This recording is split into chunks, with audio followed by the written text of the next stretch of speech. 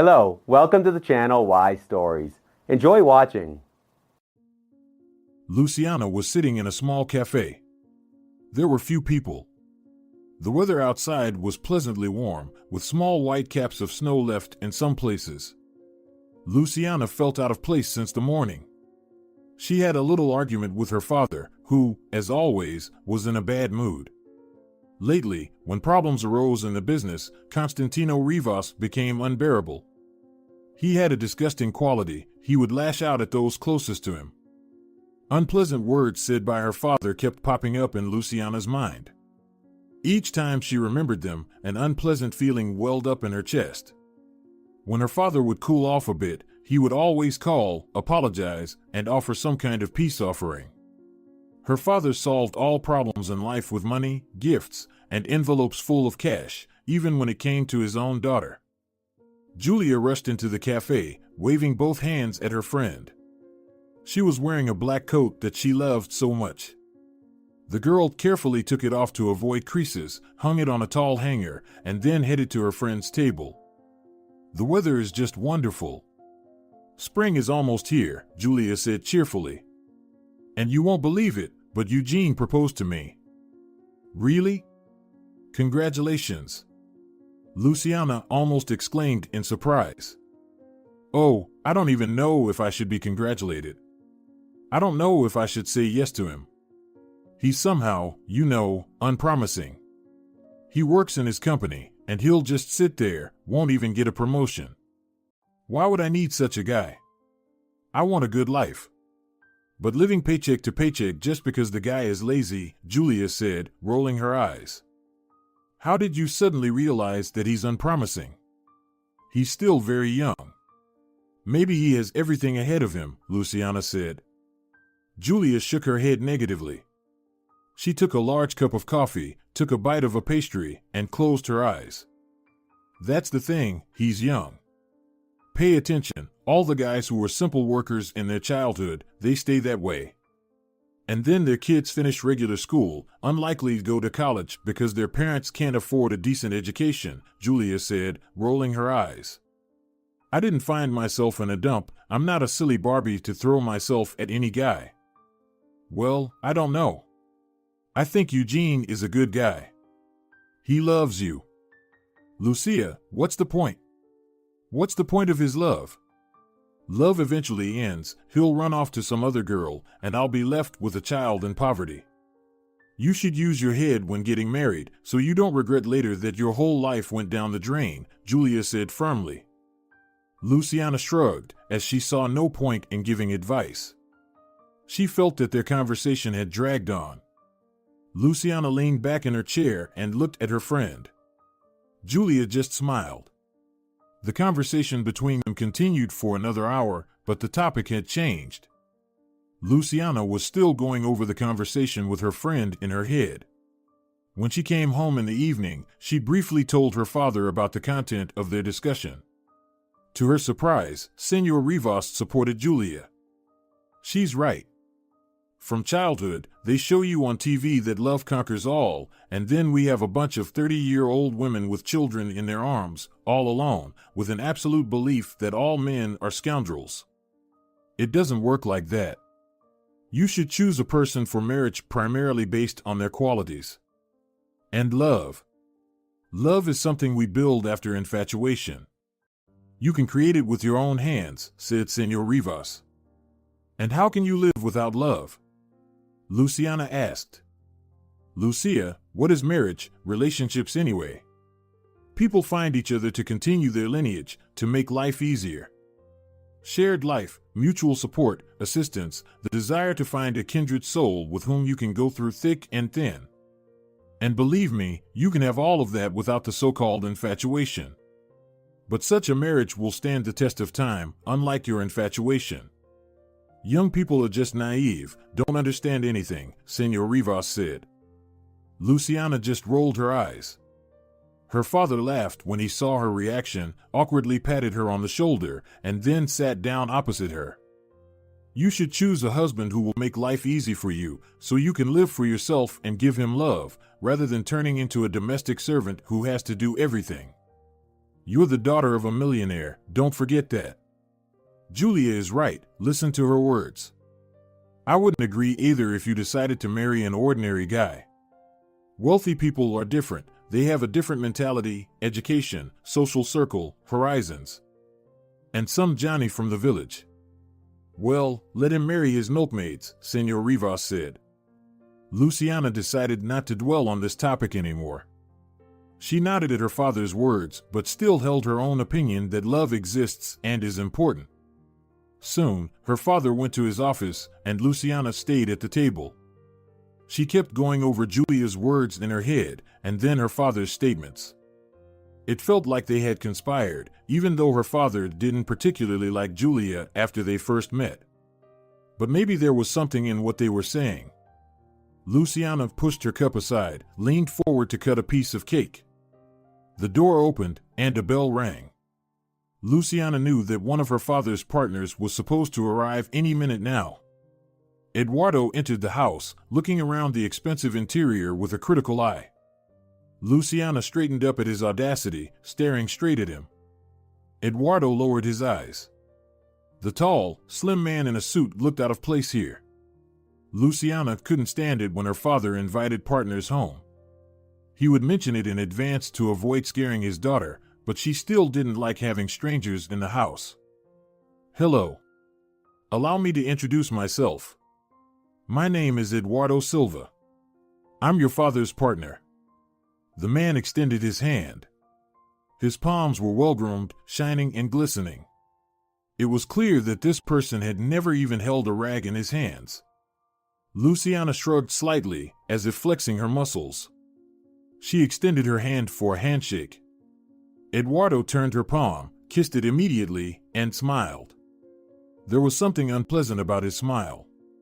She felt like he was a predator, and she was the infamous prey. Your father didn't tell me how beautiful you are, Eduardo said, using a worn-out phrase. Maybe because I'm not a pedigreed dog? Maybe he just didn't boast about me to everyone. You have character, Eduardo said and laughed.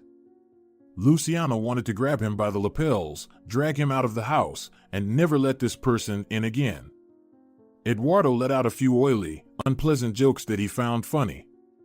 Luciana didn't react to them at all, which irritated him.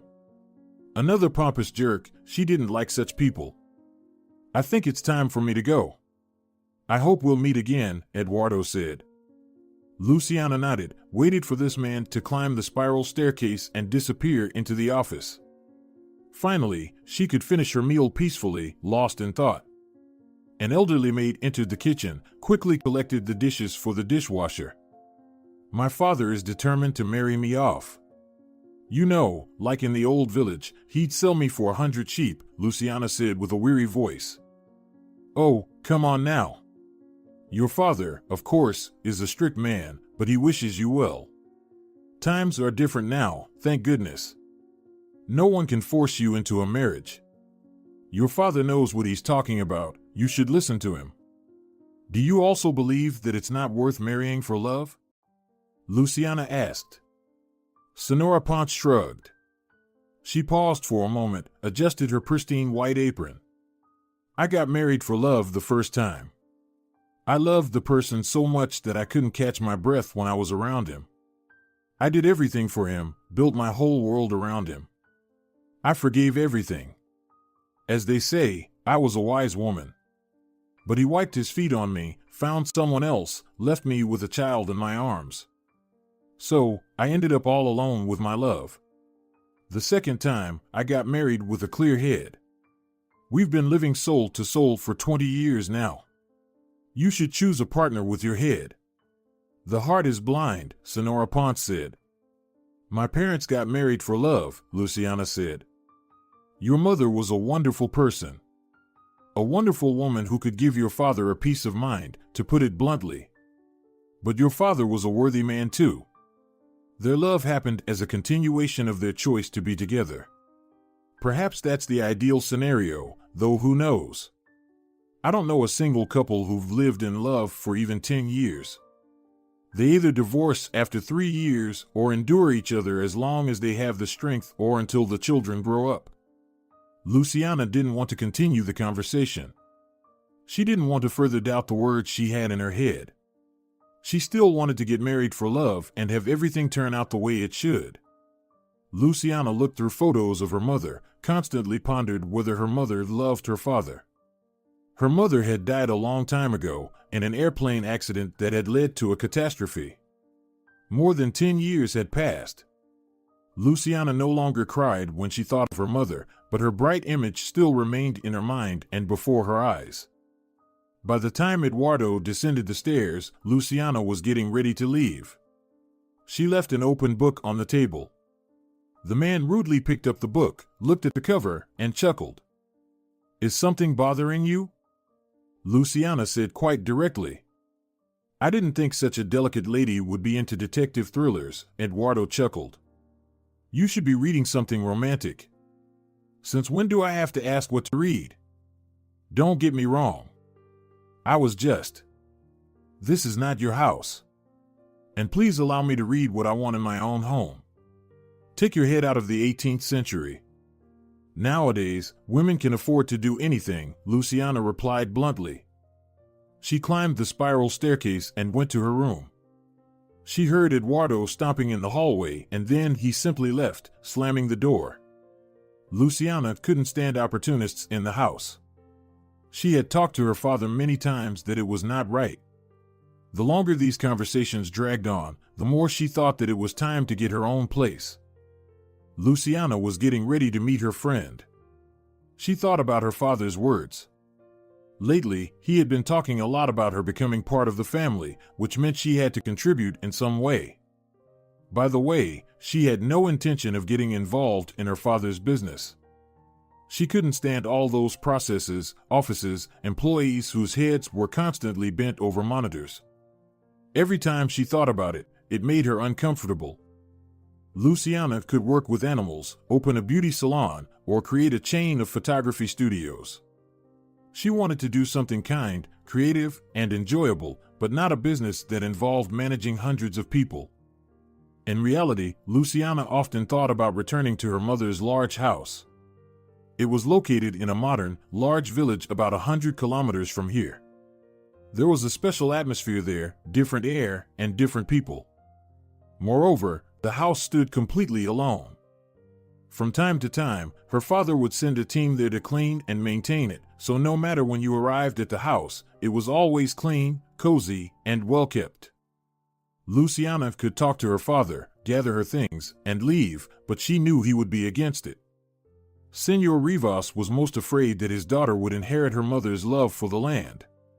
Luciana herself didn't see anything wrong with that. She calmly dealt with plantings, repaired the greenhouse, and grew greens.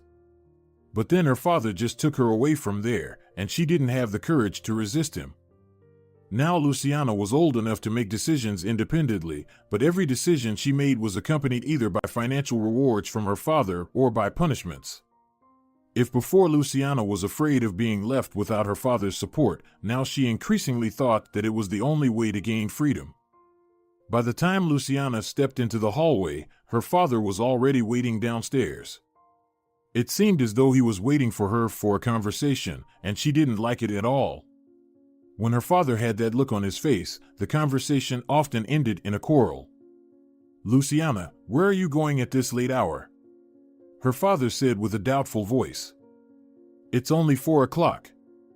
"I have yoga in an hour," she said, shrugging. "I need to talk to you. Maybe we can chat in my office?" "Every time we talk in your office, I end up in trouble. You start a scene, threaten to cut off my finances, and I endure it," Luciana said calmly. "I'm a straightforward person, of course, but not as much as you describe. Lucia, let's go to the office quickly." "Just 15 minutes, I won't keep you longer."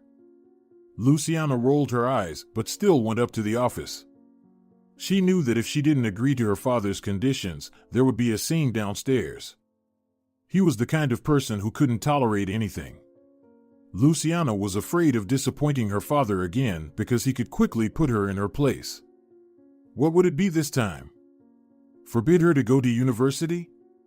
She had already changed her mind about that. Or would he say he wouldn't buy her the promised apartment? She would move into her mother's house, which belonged to her alone. Fortunately, her mother had taken care of that in advance. Whatever happened, Luciana always had her own corner where she could escape. "Did you meet Lalo?" the man asked. "Yes, another pompous jerk." "Is our conversation going to be about him?" "Honestly, Dad, I really don't want to dig into all of this.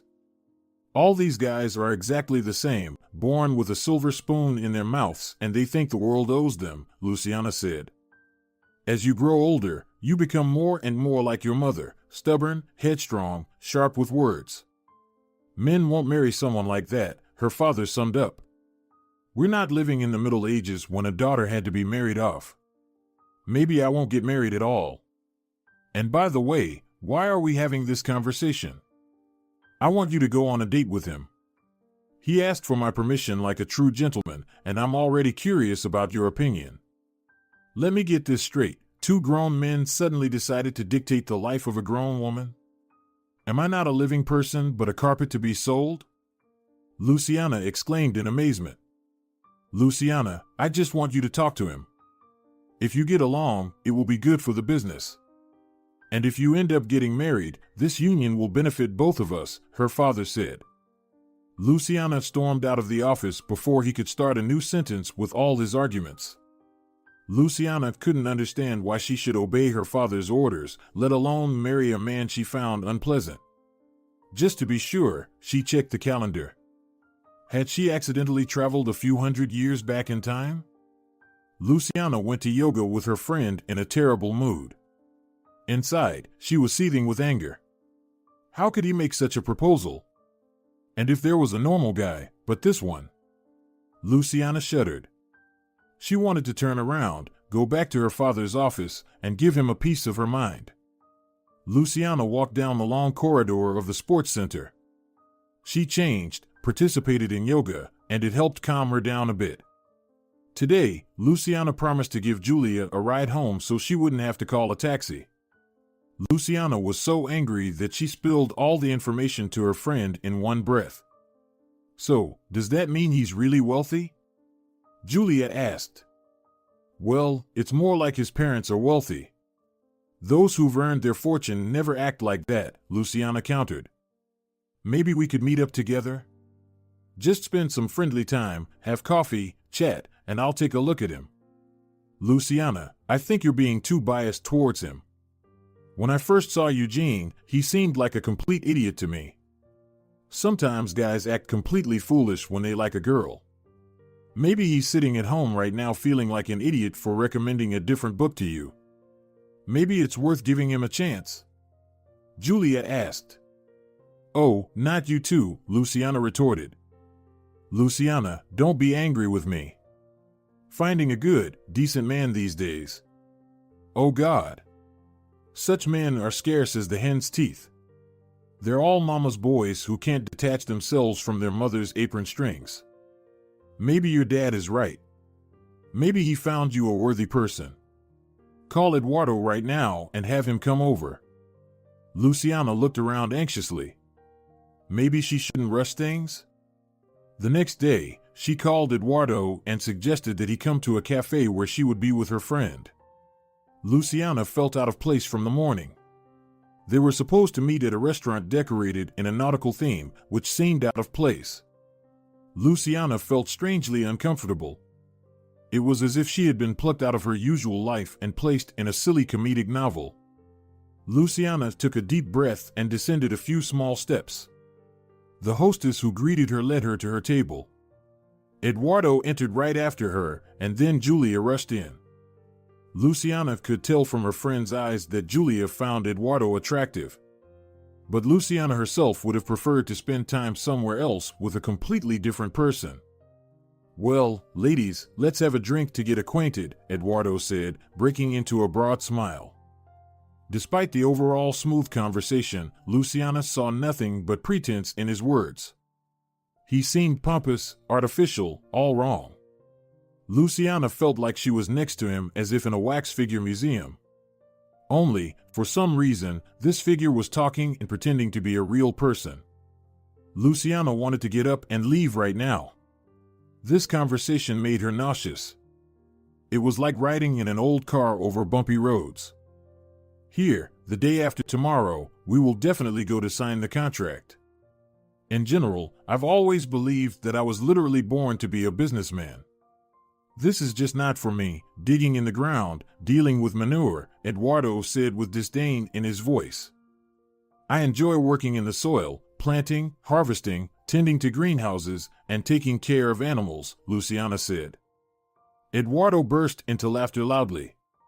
Luciana stared at him, not understanding what had caused such fun. Isn't it funny? A millionaire's daughter playing in the dirt, planting cucumbers in the morning, picking tomatoes, and collecting eggs in a dirty chicken coop, and in the evening, she's wolfing black caviar with a big spoon, Eduardo laughed. Luciana stood up. Only now did he realize that this was not a joke. His vanity and pomposity gave her every right to say goodbye and never see him again. She had given this man a chance. Nothing more was required from her. Where are you going? Wasn't that just a joke? Eduardo asked in astonishment. I'm saying goodbye to you, hopefully forever, Luciana replied rather rudely. She stormed out of the restaurant, not wanting to spend another minute there. She was tired of Eduardo and her friend, who was practically glowing, trying to impress him. Julia stayed at the restaurant. Apparently, she wanted to eat for free. Luciana wasn't interested in her motives. There would be a conversation between them anyway. When Luciana met Julia again, her friend apologized for staying at the restaurant. I just wanted to get to know him better to understand what kind of person he is and if it's worth giving him a chance. Well, I don't know. It didn't inspire me at all. I'm so tired, everything has been irritating me since morning. First, my father is brainwashing me, then I can't let myself live in peace. And now this Eduardo, Luciana replied sharply. You're right, he's completely wrong for you. You understand that sooner or later, you'll have to talk to your father about this? I only know your father indirectly. Besides, I know he doesn't like me much. But something tells me that if he's convinced of something, he needs to be sure of it. And if you twist the truth and don't tell him, it won't end well. The truth, Luciana, you need to decide when you'll definitely talk to him, Julia said. As much as Luciana didn't want to, Julia was right. Everything felt like a fog. A decision needed to be made, a date had to be set before she forgot. An unpleasant feeling had crept inside her. Luciana was afraid of this conversation with her father. Of course, she could just call him and tell him everything right now, but then there was a risk that she wouldn't be allowed back home. She needed to prepare herself thoroughly for an event that could end in a grand scandal. Listen, he's still your father. Even if he yells and makes a scene, he'll come around eventually. You're his only child, he can't just disappear. Just accept the fact that he's fixated on marrying you off to a wealthy guy. Today he has this idea, but tomorrow it will vanish like smoke from a hookah. Let him shout if that's what he needs, Julia said. With that, the conversation subsided. Luciana drove her friend home and felt completely drained herself. She needed to go home, take a shower, get a good night's sleep, and then be alone with her thoughts. Maybe it was worth going to the countryside first and then talk to her father? Luciana didn't know what the best course of action was, but one thing she knew for sure, the sooner she got it over with and told her father, the better. Luciana pulled up to her house, but disappointment immediately washed over her. There would be no rest and no sweet sleep in a soft bed. Eduardo's car was parked outside the house. Luciana already knew that a concert of feelings and confessions was about to begin. All these guys were the same, as Luciana had already told her father. Eduardo stood in the living room, his smile slightly stretched, holding an enormous bouquet of roses. Luciana refused the flowers. She just stood there, looking at the person who was currently ruining her life. Eduardo smiled, his face gleaming in the bright lights of the living room. He felt so out of place and alien that she wished he would disappear in an instant. It would be great if he could vanish with a snap of her fingers. Luciana, I want to formally invite you on a date. These flowers are as beautiful as you are. I behaved like a fool, so I want to apologize. I want us to meet at the most expensive restaurant in town, he said. I'm not going to see you anymore. I realized right away that you're someone I don't even want to communicate with. We are too different, fundamentally unsuited for each other, even for simple conversation. So please, leave me alone, Luciana said firmly. Why are you so stubborn? Any girl in this town would dream of having such a guy come to her, holding an expensive bouquet of roses. Or are you our pink princess? Daddy fulfills all your whims, so you don't need a husband? He asked with unpleasant undertones of passive aggression. Go to hell. Seriously, leave me alone. I don't like you, we are not a couple. I just want you to leave me alone, Luciana said decisively. She simply walked into her room, slammed the door shut, and locked it from the inside. Everything had become so unpleasant, so prickly. It felt as if she had swallowed a cactus. Luciana lay down on her bed and burst into tears. Even in her own home, she wasn't safe. Did her father give him the keys? Who had let him into the house? The next morning, Luciana took a shower, put on a warm robe, and returned to her room. She wanted to have breakfast there, but her father insisted she come downstairs to the kitchen. Luciana got herself ready, changed into a casual tracksuit, and went downstairs. She had no mood at all. Everything inside her felt constricted, forcing her to admit to her father that the whole idea had been foolish. She didn't want to upset her father or create a scene, but if he continued to insist that this person was the perfect match for her, she would still engage in a verbal altercation. Why do I hear rumors that you arranged a concert for that young man? Her father inquired. I arranged a concert? Me? I come to my own home, and there's some freak waiting for me who has no right to be here. He brings me flowers, sings songs like an idiot about how we just didn't understand each other from the beginning. I've already dated him, realized that this person is absolutely alien to me. It's as if we're from different planets. Luciana, is it so difficult for you to go on a date with him? Just visit the restaurant, have a nice dinner. What's the problem? The problem is that I don't want to, Luciana snapped. Her father slammed the table with an open palm. Luciana jumped in surprise, stared at him, but didn't wait for explanations. Why have you become so stubborn? Just like your mother. Haven't you grown tired of throwing tantrums like a little child? You're a grown woman. At your age, your mother was already married, and you'll choose some country bumpkin for yourself? Or will your choice be a city playboy who never leaves nightclubs? You girls have your heads filled with cotton. You won't find a decent guy for anything. I've found you a wonderful match, the perfect option. It's the perfect option for you and your business, Luciana retorted. Really? What option is perfect for you?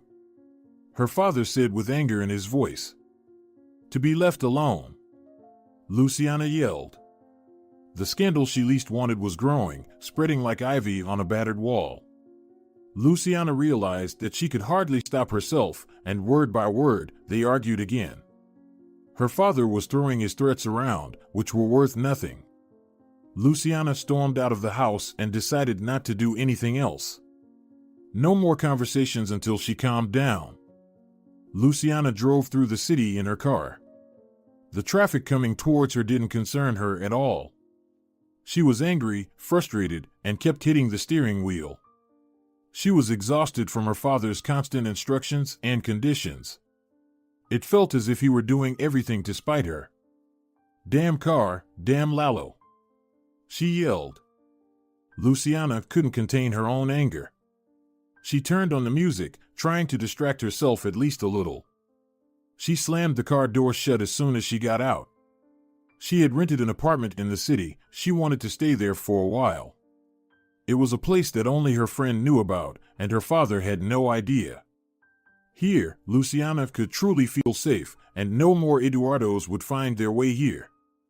Luciana climbed the stairs, inserted the key into the door, swung it open, and froze immediately.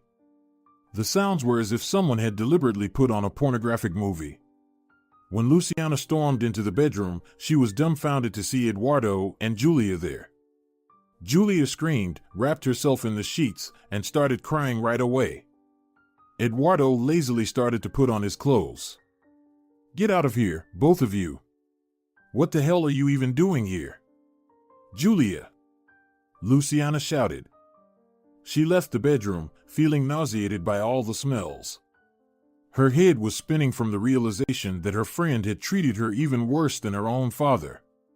Luciana loved this little rented apartment so much, and now she was disgusted by everything, even the books in the small shelf.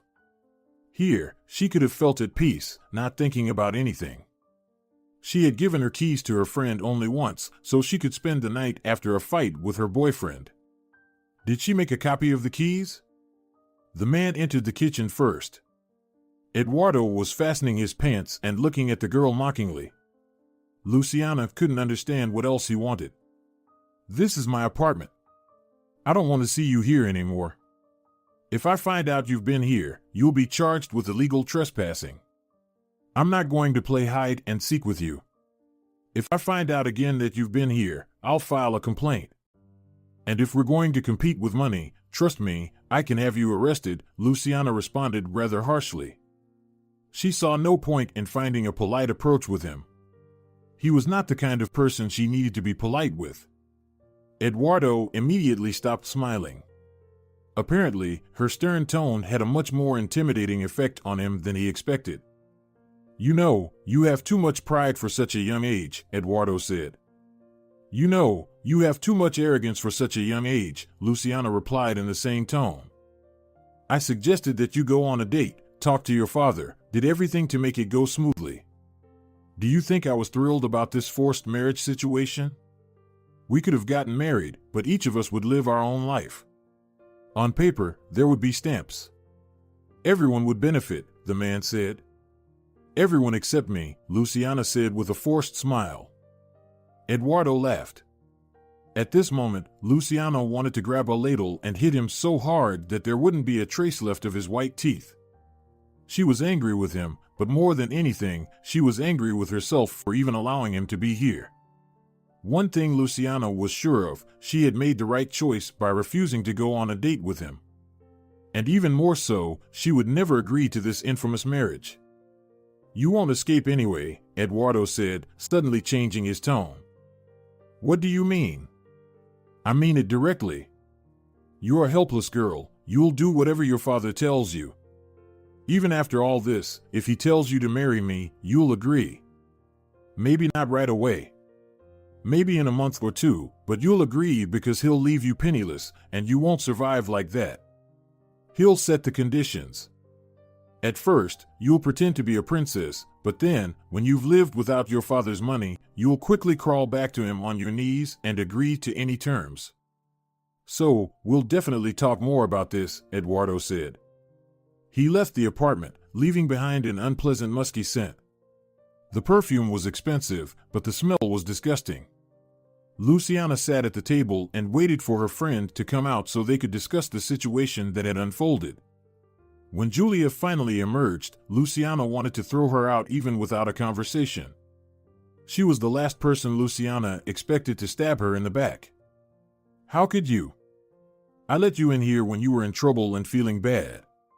Your own mother nagged your brain, and I did everything for you, was always there for you, and you just brought that freak here.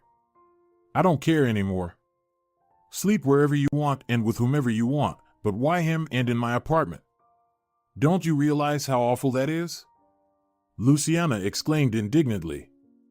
Julia cast her eyes down, staring at her own feet. She had finally gotten dressed, but her disheveled appearance irritated Luciana even more. Luciana rolled her eyes. Julia's appearance annoyed her even more. She not only wanted to put her friend in her place, but also receive some form of apology. Julia dropped tears onto the floor and remained silent. For some reason, she had never thought she was doing something wrong before, but now she suddenly burst into tears. Luciana shook her head in disbelief. She closed her eyes and took a deep breath. "If you don't leave right now, I won't communicate with you at all." In fact, I don't even know how to maintain a friendly relationship with you anymore. Julia, you're the last person I expected to betray me like this. My father is pressuring me into marriage, and you're sleeping with this guy, and in my apartment, of all places. I fell in love. Well, please forgive me. He's so perfect, well off, confident, stubborn in the right sense. God, you don't even need him anyway. What's the difference? You still won't marry him, so why shouldn't I give it a try? Julia asked, tears in her eyes. And where should I take him? Home? Where Eugene is. I hope you have the sense to tell everything to Eugene before you agree to his proposal. The last thing I want to think about is that you have a fiancé waiting for you at home who has no idea what you're doing. I'm just shocked by you. Eduardo is just using you. He only needs me, and only for the sake of my father's connections. I hope someday you'll realize what you're getting yourself into. Julia simply left to get dressed and leave. Soon, she was standing in the corridor. Julia glanced sideways at her friend, as if trying to gauge her mood. But Luciana had no intention of talking to her about anything more. Perhaps they would reconcile someday, but right now, conversation was impossible. In love. Luciana couldn't believe that nonsense, especially knowing how Eduardo behaved. He had simply messed with her head to make fun of her. Luciana returned home only after a day, but another surprise awaited her there. Her father was waiting for her with prepared arguments. However, instead of having a calm conversation, they had another heated fight. Luciana felt that she couldn't stay in this house any longer. The only way forward for her was to go to her mother's house. Luciana began packing her things that same evening, informing her father that she was going to the village to spend some time alone. Somehow, Senor Rivas assumed that his daughter wanted to think about his proposal in solitude, even though she hadn't mentioned it. The man softened immediately, offered to help her pack, and even suggested hiring a driver to take her to the village. He wasn't thrilled that she was leaving, but he seized the opportunity, hoping that he could still reach his daughter. Early the next morning, Luciana brought down 2 suitcases. She hoped she might never return to this house. She took all the essentials, but it still felt insufficient. Her father, who was pacing nervously by her car, looked happy. Luciana suspected that even in this situation, her father wanted to manipulate it to his advantage. He saw no one around him as a human being, he used everyone for his own benefit. It's actually good that you're going to the village. You'll live alone, think things over. I believe this trip will be good for you. Maybe you'll understand what it's like to live without so much money. You're not a spendthrift like the daughters of my business partners, but, I really only want the best for you, her father said. By forcing me into marriage? Luciana asked, fastening the suitcases in the trunk. You're being too dramatic about this. This is an excellent opportunity to unite parts of our business. Do you understand that you could have a great husband? Who is already sleeping with my friend? Thanks, Dad, you found me a great fiancé.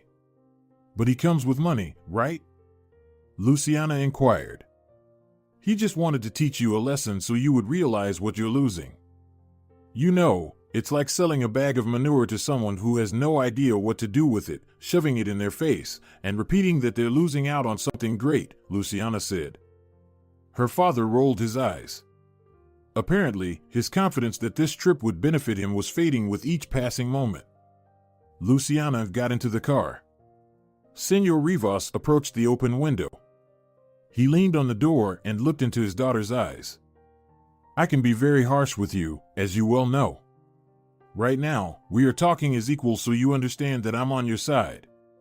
It's beneficial for all of us right now, do you realize? I'm sorry that you're disappointed in him, but this is important for our business.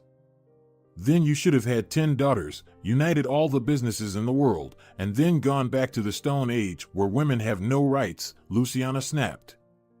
She reversed the car. Her father leaned slightly to the right but managed to stay upright. Luciana drove away towards the village where her mother lived. The further she got from her father's mansion, the more at ease she felt. However, she had no idea that a series of events awaited her that would change her life completely. Senor Rivas arrived in the village much later than he had anticipated. He had hoped his daughter would return in a few days, but for 2 weeks she had been busy with herself and the house. He learned that she had given up on cleaning service and wasn't having any food delivered. He was shocked that it seemed like she didn't even need him anymore. What Senor Rivas loved most about his daughter was her dependence on him. However, Luciana quickly realized that her father used this as just another manipulation. On the day when her father called again and promised to come, Luciana wasn't counting on his arrival. To be honest, this person was more likely to promise to come but stay occupied with his business. Luciana left early in the morning and almost immediately heard the sound of a car. She knew it was her father, and she had a feeling that today he would actually come. When the car stopped, Senor Rivas got out with a wide smile. He had brought 3 large bags of expensive groceries, overseas vegetables and fruits, as he jokingly put it. Luciana calmly saw her father off, but he insisted on having lunch together. They sat in the gazebo, talking, but when her father started with his manipulation again, Luciana rolled her eyes. "I have a business proposal for you. You're so grown up and independent, so let's talk as 2 adults. First, we'll make a contract between us. If you want, we can specify everything down to the smallest detail. Then we can negotiate the rest of the terms. If you're worried that I'll leave you to fate, you're mistaken. You're my daughter. So you'll only leave me to fate if I don't meet your criteria, right?" Luciana asked. The man couldn't hold back any longer. His bald head was turning red. Luciana felt that the situation was about to get worse, but she was now prepared to stand her ground. She had a small financial cushion, remote work, and important things she had managed to take with her. If her father cut off her access to finances, so be it. She no longer wanted to bicker with him over trivial matters. This is becoming a farce. Can't you even listen to me properly now? Fine, speak. Thank you for your permission, dear, Senor Rivas said unpleasantly. I'll buy you an apartment in the city center, a 4-bedroom one. If you want, a 2-story one. I'll pay for any courses you desire.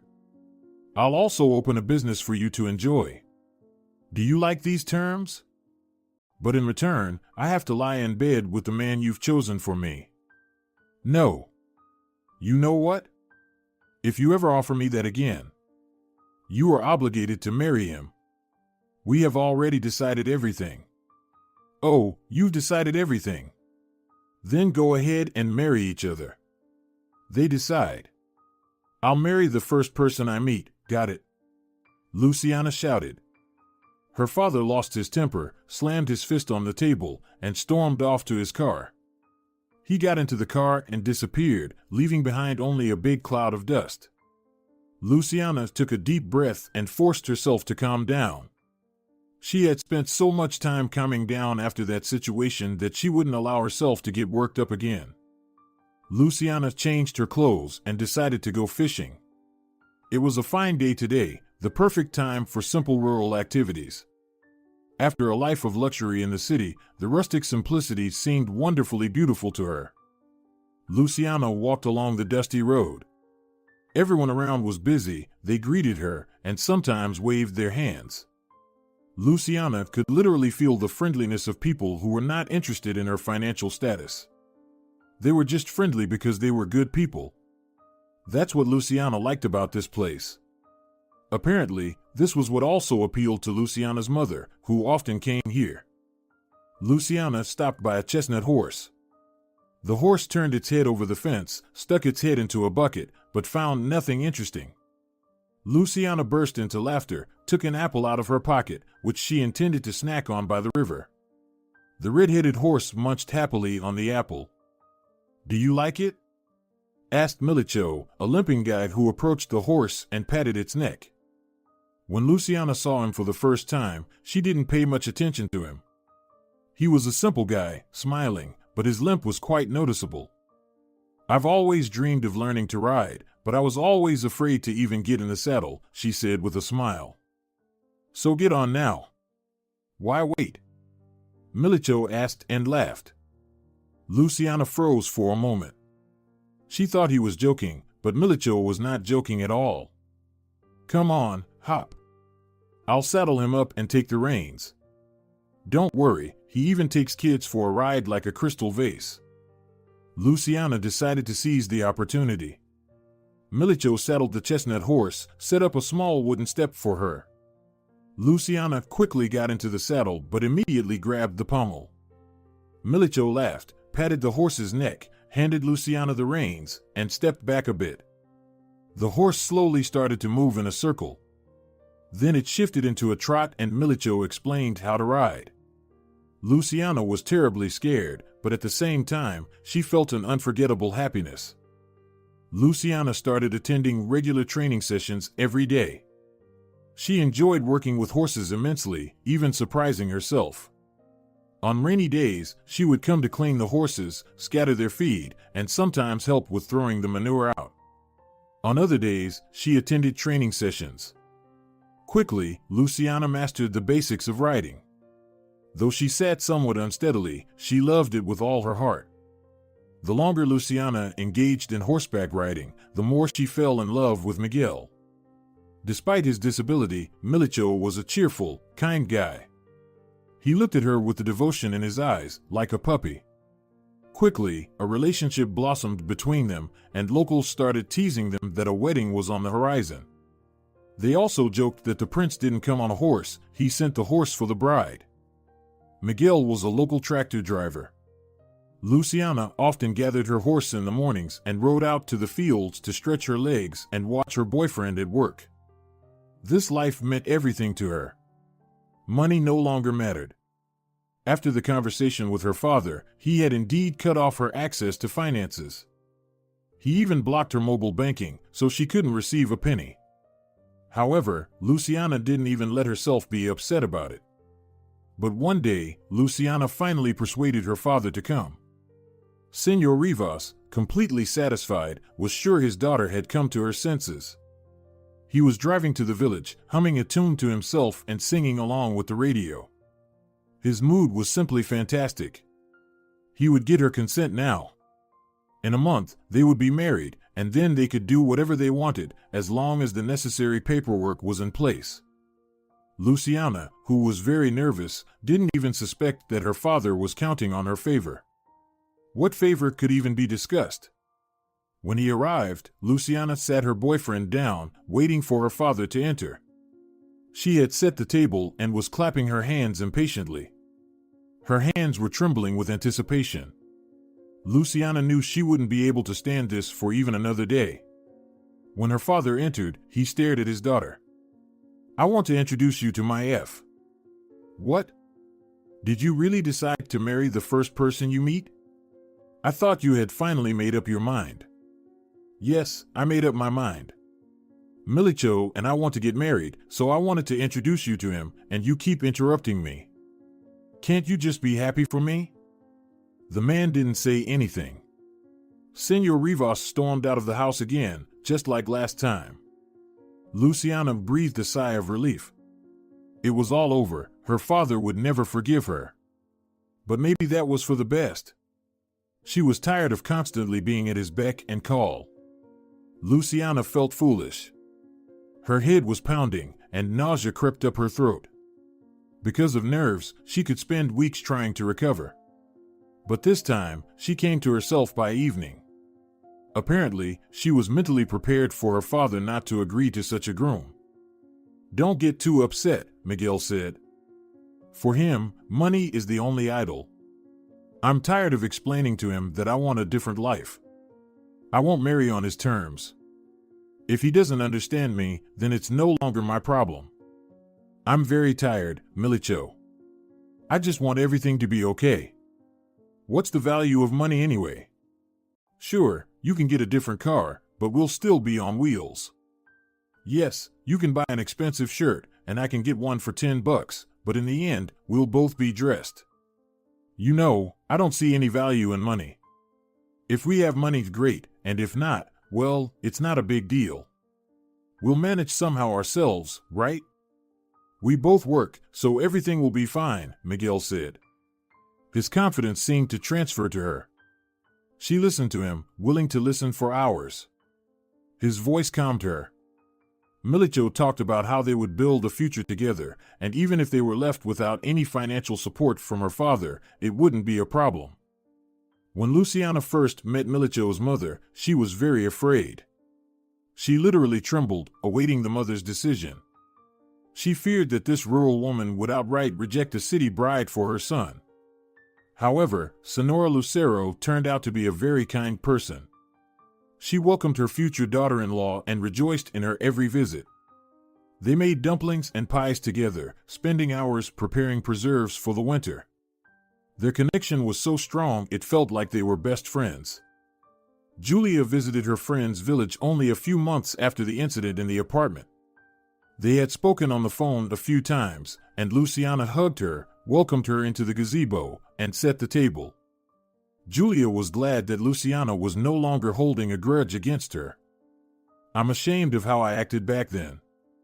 You know, we're still together. He doesn't want to tell anyone, and I'm ashamed that we're hiding like mice, she said. On the other hand, maybe we should wait for a while? I know you don't trust him, but I really want everything to work out. You know, I'm ashamed of myself. Julia's words were a bit scattered.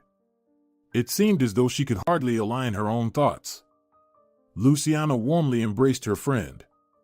Let them do whatever they wanted, as long as it didn't concern her. Our entire blogosphere is buzzing about your fight with your father. People have gone wild, some are on your side, while others condemn you. Of course, no one mentions the real reason. They just write that your father cut off his own daughter from the finances. Mostly, everyone says that your father will come around. He has so much money that he can provide for great-grandchildren, but he kicked his own daughter out, Julia said. It's actually good that no one knows the true reason. You know, it's so great here. Julia, the weather is amazing, and the horses are so beautiful. I've learned to ride, and I even go out to the fields. There's internet here, so I can work remotely. I've set up a garden and a greenhouse. Life is wonderful here. I want to get some chickens to make it even better, Luciana said. Julia looked at her friend with a smile. She had never seen Luciana so happy before. Have you really decided not to go to university? Don't you think your degree might come in handy someday? Julia asked. Oh, forget about that university. All I want right now is to work peacefully, live peacefully, and not have anyone bother me, Luciana replied. Julia smiled. She couldn't understand why Luciana had chosen this life over her previous one. She loved the hustle and bustle of the city, parties, and well-off guys. She couldn't fathom why Luciana had traded such a wonderful life for what she had now. But Julia didn't argue with her anymore. She wanted to maintain her relationship with her friend in any way possible. Julia promised to visit more often, but Luciana knew these visits would be infrequent. Senor Rivas was already aware that Julia had visited her friend. He questioned her, trying to do it gently. Julia honestly told him that Luciana was happy even without all that money. This greatly annoyed Senor Rivas. When he was sitting in the office with his friend, he couldn't help but bring up the topic again. Can you imagine? I cut her off completely, took everything away from her. This foolish girl finished some courses and now she works online. What can she earn that way? At most, 2,000. It's awful. I can't believe she's not backing down, Senor Rivas said. And what did you expect? Laughed Rodrigo Caballero. You wanted to force that guy on her as a husband. You even told her directly that you needed it for business. What a fool. No modern girl will marry just like that. They've become smarter. They don't need this marriage for nothing, Senor Caballero said. Senor Rivas threw up his hands. He absolutely did not expect that Rodrigo would be on his daughter's side. He got up and walked back and forth in his office, pacing it with his steps. Constantino, stop playing games already. She wants to marry a tractor driver, so be it. You have a good girl. She values money and is taking charge of her own life. Mine has squeezed every last drop out of me. She wants a fur coat, a new car every year, a new smartphone every month. I'm already sick of her demands. You have a wonderful daughter, and you're just pushing her away. You know what? What? Senor Rivas mocked, asking again. You're not getting any younger, Constantino. When she has children, you won't have any grandchildren. You'll just sit there waiting for your daughter to back down. Learn to love your child as she is. Senor Rivas softened a bit after these words. Over the next few days, he couldn't find peace. He thought that maybe it was time to make amends with his daughter. They hadn't spoken for over 2 months. Golden colors were gradually thickening on the street. Winter was coming soon, and she would be left in the village without any money. Senor Rivas wanted to seize this opportunity. He filled a portable fridge with meat. He planned to bring it to his daughter so that she could freeze it for winter. He wanted to talk to her a bit and then suggest reconciling. But so much time had passed already. What if his daughter didn't want to reconcile? Eduardo turned out to be a terrible partner, so he got rid of him. It was a good thing they didn't have to make him a part of their family. Eduardo's mask had fallen off, revealing what a terrible person he truly was. The guy had planned a scheme, not even afraid of being caught. And what would have happened next if his daughter had married him? Senor Rivas couldn't come to terms with the thought that he was wrong. He couldn't stand admitting he was wrong at all. Every time he had to apologize, it felt like he was turning himself inside out. He was driving to his daughter's, but as soon as he entered the village, he spotted her.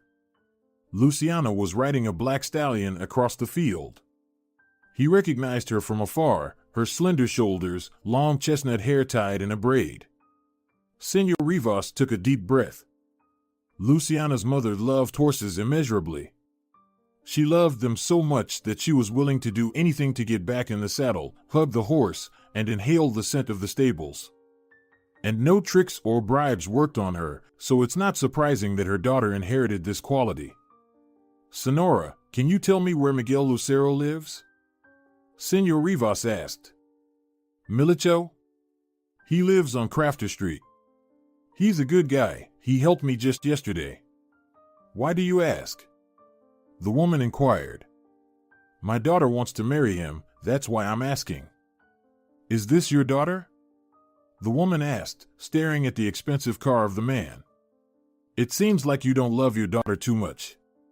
She's buying discounted groceries, and you're driving around in such a fancy car. It's not right abandoning your children. Senor Rivas couldn't stand being lectured about his life. He clenched his lips but didn't say anything. Milicho is a good guy, worthy, hardworking. He doesn't smoke, doesn't drink, helps unconditionally. He works on a tractor, catches fish, even sells fish in winter. He's like a rock. A loyal person, good. You should be happy your daughter chose such a man as her husband. They have the 16th house, and the roof is bright colored, the woman added. When Luciana put the stallion in the stable and decided to head home, she was in a great mood. She let 2 mares into the pasture, and then, tired, walked home. The morning was beautiful and sunny, but clouds were slowly rolling in from the north. Dad? Luciana asked, astonished. Her father was standing near the house, looking at his watch. The snow-white expensive car seemed out of place here, massive and cumbersome. Luciana looked at her father, then at the car, and gestured towards the house. With her approval, Senor Rivas entered the house. He was shifting from foot to foot, visibly nervous, twiddling his hat in his hand. Forgive me. I hurt you badly. I don't even know how to talk to you now, whether you'll forgive me at all. I'll forgive you, of course, if you stop trying to set me up with suitors, Luciana said, opening her arms for a hug. They embraced. Senor Rivas laughed with relief. A few minutes later, they were already sitting at the table. Luciana loaded the freezer with meat, happily thinking about the upcoming worry-free winter. Mother chose a good house for you. How did she know you'd come back? It's been standing here for so many years, but it still looks like new. Would you mind if I bring the guys over? Let them take a look at the house. If you decide to stay, at least let them fix it up before winter." Luciana nodded. It was nice to see that her father was communicating with her as he used to.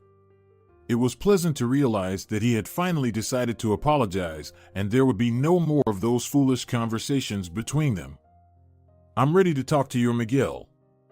I've asked the locals about him. They speak highly of him. Your friend Julia is going to marry Lalo. Are you aware?"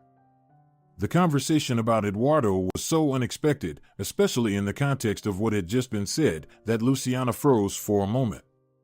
On one hand, she was very glad that her father wanted to talk to Milicho after all. On the other hand, it was strange to hear him say such things. "I almost got you married to an idiot. He could have ruined our business, or at least a large part of it. I look at myself in the mirror and can't believe it." A grown man with no brains, Senor Rivas laughed. "Why did Julia set you up with this marriage? You're great. From day one, you sensed what kind of person he was. But it's useless to explain it to her. She insists she's in love, charmed, and I didn't try to dissuade her. I'm tired of constantly covering for her when she gets into trouble. Julia is quite grown up now. Maybe she can make her own decisions and take responsibility for them. As for Lalo, if he doesn't find himself a sponsor, he'll quickly squander his father's fortune." Luciana shared her thoughts. "You know, I connected everything to you a week ago. All the accounts, all the cards, everything is active. I'll never do this to you again, even if you go against me," her father said. He lowered his head and then glanced at his daughter discreetly. Luciana was smiling in a peculiar way. She was a wonderful, kind child who had grown up a long time ago. He had accepted the fact that Luciana had chosen not to go to university and was ready to pay for anything she wanted, as long as it meant restoring their family. Rodrigo was right. There was so much money that it would last for generations, even if he stopped earning now. There was no need to create chaos out of nowhere. Honestly, Senor Rivas felt deeply ashamed of his behavior. His desire to prove his point had nearly destroyed his family, his daughter's life, and possibly even his business. "So, how did your Milicho end up with a limp?" Senor Rivas inquired. "It's an old story. He and his mother were still living in the city back then. Some reckless guys hit them at the crosswalk and fled. The police didn't even bother to investigate. Who knows why? But his mother didn't get hurt at all, and he had a complex fracture. The doctor couldn't fix it properly, so he ended up with a limp," Luciana said. "Did they get hit at the North Street crossing by any chance?" Senor Rivas suddenly asked with a trembling voice. "Yes, it was at North Street. Have you heard this story before? I looked it up on the internet recently, and there really wasn't much of an investigation," Luciana said, shrugging her shoulders. Senor Rivas's whole being turned cold. He felt like an absolute fool. His hands were shaking, and his face turned pale. Luciana stared at her father, frightened, waiting for him to say something. She didn't understand what was happening. "Let's go, take me to his mother." "Milicho works late, doesn't he?" her father asked. He spoke very slowly, carefully choosing his words, as if afraid to say too much. Luciana decided not to delay. She didn't know what was going on with her father. She put on her jacket and went outside. They walked past several houses, turned, and crossed the street. They arrived at the Lucero's house through a small alley. A beautiful middle-aged woman came out onto the porch. As soon as the man crossed the gate, he knelt in front of her. He kissed her palms, swearing that he had realized everything. Luciana and Senora Lucero were in complete shock. Neither of them understood what was happening. Luciana jumped in place when Miguel's voice sounded behind her. "For God's sake, forgive me. For God's sake." Senor Rivas begged. Only now did Luciana realize what was happening. She covered her mouth with her hands in horror, watching this situation unfold.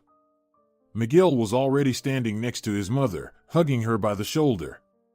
Then Senor Rivas confessed that all these years he had been eaten alive by guilt from within. The pangs of conscience were sometimes so heavy that he couldn't sleep for several days. So many years had passed, but he continued to blame himself. It was he and his friend who had hit them that day. His friend was behind the wheel. He wanted to go back and confess, but when he arrived at the scene in a taxi to do so, no one was there. He assumed they had perished but chickened out from going to the police.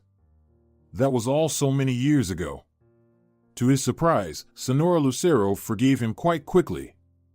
She simply mentioned that everyone makes mistakes in life, and things happen.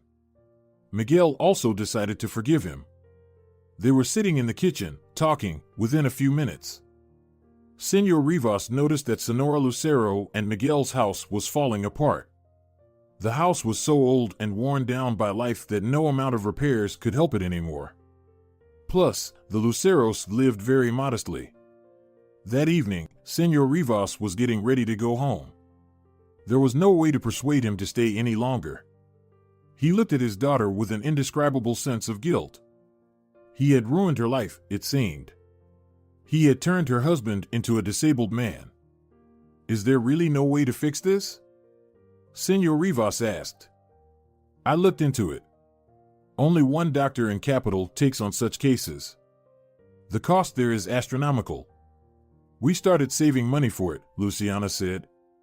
She was afraid to mention that they now had enough money to comfortably afford the operation. Everything felt strange and inappropriate. Her father and she were talking to each other, but it seemed like the family bond between them had been severed during these long months. Luciana understood that everything would gradually get back to normal. It wasn't the first time they had argued for an extended period, but it was the first time her father had come to make amends first. Now he truly realized what he was doing. Talk to Julia. I'll talk to her tomorrow, Luciana said. Senor Rivas kissed his daughter on the cheek, then walked to his car. Soon, the yard was empty. Luciana was left alone. She felt disappointment, but also a pleasant sense of forgiveness. Everything was falling into place wonderfully, considering that her father wouldn't come up with anything like this again. But Luciana couldn't be sure of that. The next day, Luciana had to go to the city. The documents she had ordered through a website were ready. She had a foreboding of the conversation she was about to have with her friend. In reality, Luciana only wanted one thing, for Julia to see for herself the kind of person she had chosen to marry. Luciana knew that this person couldn't be trusted. He was one of those who would stab you in the back while speaking pleasant words to your face. His hypocrisy extended to sociopathy. Eduardo seemed like a good person, but in reality, he was rotten. Julia didn't even suspect what the conversation would be about. She was simply waiting for her friend to come over. When Luciana entered Julia's apartment, many things had changed. The apartment looked deserted. Most of the things that belonged to Eugene had disappeared. Julia knew that they would eventually part ways, but she didn't expect it to happen in such a terrible conflict.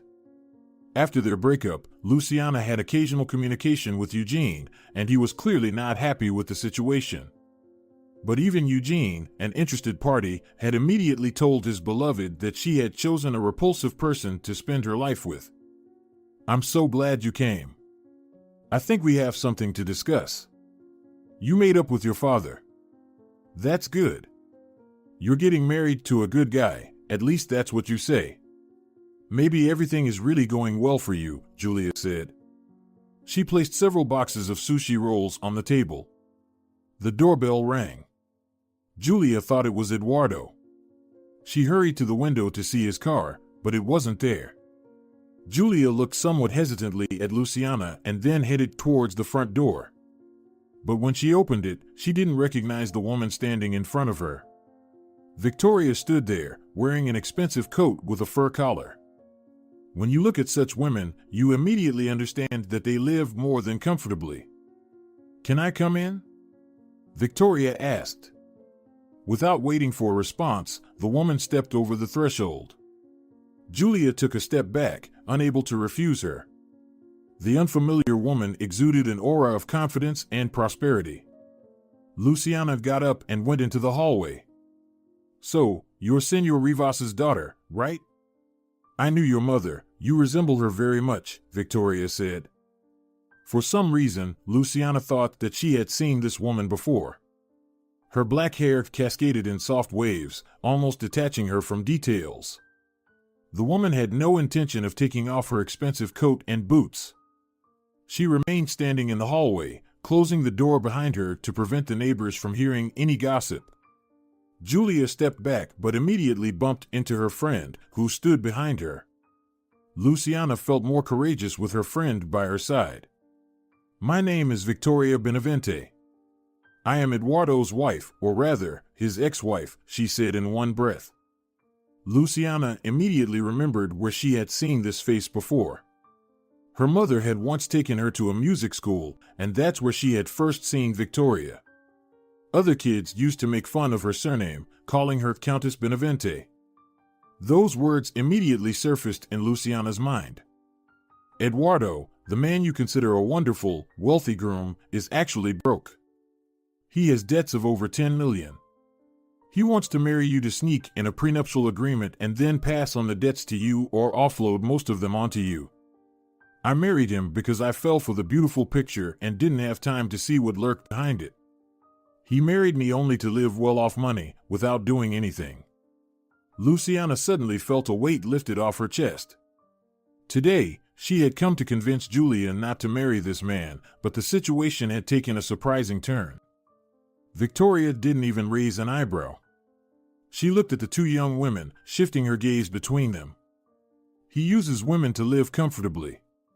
And you're only needed by him to take on his debts. He will ruin your life, girl.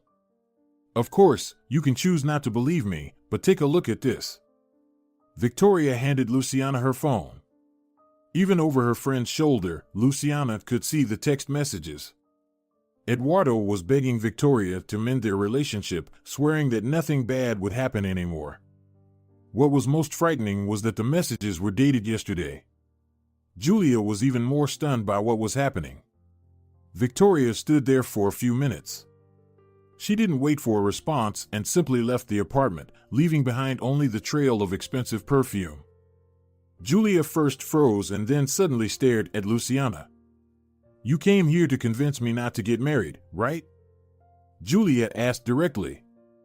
"Yes, my father told me that he's a rotten person.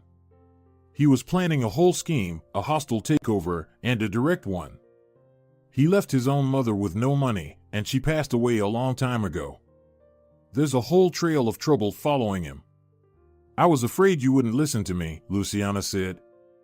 Julia immediately called Eduardo right from the doorway and told him that the engagement was off, that there was nothing between them anymore.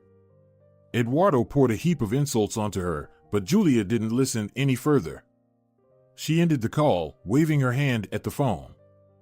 They sat at the table, drinking wine and chatting.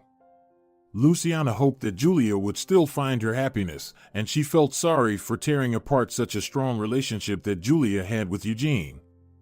Luciana only returned home the next day, deciding to stay overnight at her friend's place.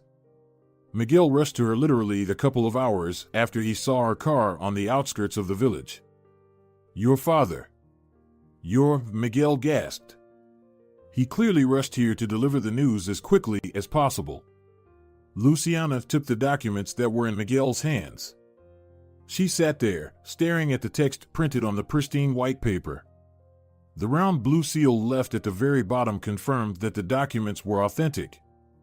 Senor Rivas had arranged with a doctor for the surgery, fully covering the cost of the surgery itself, rehabilitation, and a stay in an expensive ward. To say that Luciana and Miguel were happy and shocked at the same time would be an understatement. They laughed, cried, hugged each other, and congratulated themselves that all the suffering would soon come to an end. Miguel couldn't even imagine a life without pain. Who would have thought that fate would bring him back to the person who had made him disabled in the first place? You know, he bought a house for Mother. Here, in the center, a good, solid house. I'm a man, but I was moved to tears. Mom cried. She was smoothing out that house, saying that fate had shown mercy. We thought we would live in that house until only the walls remained. Whether you fix it or not, it doesn't matter, Miguel said. Luciana was glad that her father had decided to make such a gesture. They spent the evening together, watching a TV series, laughing, and enjoying baked apples. Luciana was happy that Miguel's and his mother's lives were finally improving. The next morning, they received a phone call. Julia informed them that Eduardo had been taken in by the police. Discrepancies were found in his tax documents, which led to further investigations. It turned out that Victoria was not even aware that her ex-husband's debts had multiplied several times. Luciana was pleased that the situation was unfolding this way. Months passed. Miguel recovered, and he could now walk without a limp. He had to practically learn to walk again, but he was happy and willing to endure any pain as long as everything was getting better. In the spring, he walked down the aisle without a limp. They had a grand wedding, one that the entire village attended. Senor Rivas spared no expense, throwing a real celebration. There was a show, a concert, and even fireworks that lit up the sky with beautiful patterns, leaving a lasting memory for the villagers. The wedding was truly a hit. Even several weeks later, the locals continued to talk about how great the celebration had been. Luciana was happy to have married a man she truly loved. Miguel's mother seemed to have a new lease on life, now that she had a home of her own. She became livelier and more cheerful, and she experienced genuine happiness knowing that her son had married such a wonderful woman. On the day Luciana was going to the city with Miguel, her hands were trembling. She couldn't find her place, constantly nervous, fidgeting with her hands. When Luciana was anxious, she almost couldn't control her hand movements. She could either emotionally recount something while gesticulating actively or put an item on an unknown shelf, only to forget about it later. So, Luciana tried to stay as far away from the phone, charger, and items they planned to take with them as possible. When Miguel finally managed to get her into the car, Luciana calmed down a little. The day had been nerve-wracking from the start, and now she had to talk to her father and break the news to him. Do you think he'll be happy about it? Well, should he be upset about it? Miguel laughed. Luciana, you're overthinking this too much. You understand that the situation is progressing naturally. Everything is going as it should. You have nothing to worry about. Everything will be fine, as always, his voice reassured her. The car moved slowly along the road, occasionally overtaking other vehicles. Fine rain was falling, and heavy leaden clouds covered the entire sky. Somewhere in the distance, thunder rumbled, and then a downpour began. Maybe we should go another day? You've become superstitious, just like all the villagers, Miguel chuckled warmly. He didn't turn the car around, and they continued on their way to the city. Luciana felt increasingly distracted until she found herself in her father's house. Strangely, this was now truly her father's house, not her own. She came here as if visiting. It was strange to think that she had lived here for so many years, considering this place her home. They sat at the table. Senor Rivas could see that his daughter was very nervous, but he didn't rush her with her story. When she called and said she was coming unexpectedly, he immediately understood that something had happened. Luciana deliberately handed the housekeeper a box to take care of everything. The woman entered the room, holding a tray. She placed the dish in front of Senor Rivas. Inside was an ultrasound image.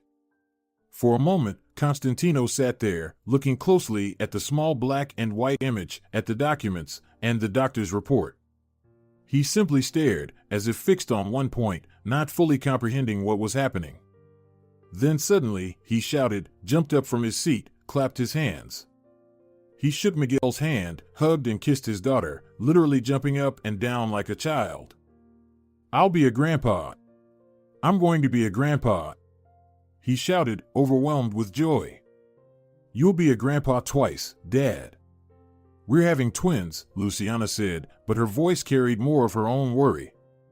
What a blessing, my dear. Lord, what a blessing. We'll have not just one but two gifts from above. God loves you so much, my girl, what a blessing. Senor Rivas repeated. Luciana relaxed in an instant. How could she ever think that her father wouldn't be thrilled with such news? He had always said it was better to have children later in life. Maybe that's why she had been so worried. But now he was so happy that all doubts were gone. Luciana cried tears of joy, and now both her father and Miguel were comforting her. The birth went wonderfully, even better than Luciana had expected. She gave birth to 2 sons. Now, the grandfather often came to visit his grandsons, bringing gifts. They often gathered as a family around the table, forgetting all the past grievances. They had the greatest happiness, a happy family. If you're enjoying it as well, leave a like and subscribe.